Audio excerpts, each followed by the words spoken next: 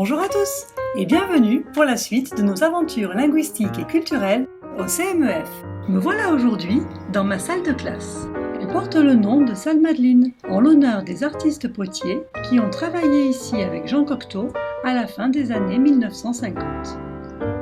Il y règne une atmosphère artistique particulière, et lorsque mes élèves la découvrent en début de semaine, ils sont généralement surpris du décor, qui ne ressemble pas vraiment à une salle de classe traditionnelle.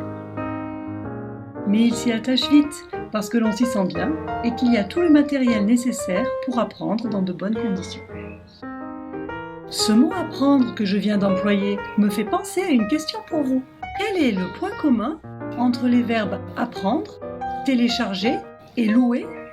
Un petit indice, pensez à leur signification. Ces trois verbes possèdent à la fois un sens et son contraire. Ça peut paraître surprenant, alors que l'on recense plus de 12 000 verbes en français et autant de situations ou actions correspondantes. Cependant, il en existe certains dont les significations sont équivoques et qui peuvent donc prêter à confusion.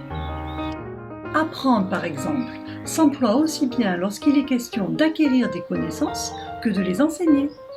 J'apprends la langue des signes, moi-même ou à des élèves. Même chose pour télécharger, qui évoque aussi bien le fait de s'approprier un fichier sur son ordinateur que celui de l'envoyer depuis son ordinateur et le partager avec quelqu'un d'autre. Je viens de télécharger une vidéo. Upload? Download? On ne sait pas.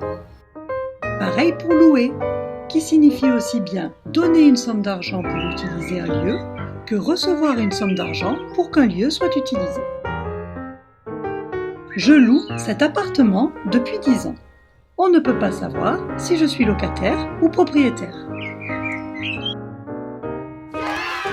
Cette ambiguïté, appelée en linguistique énantiosémie, terme un peu compliqué, peut poser problème dans un échange, nécessitant alors des précisions de la part des interlocuteurs. Pour ma part, c'est sans équivoque que je vous retrouverai la semaine prochaine pour la suite de nos rendez-vous. À bientôt!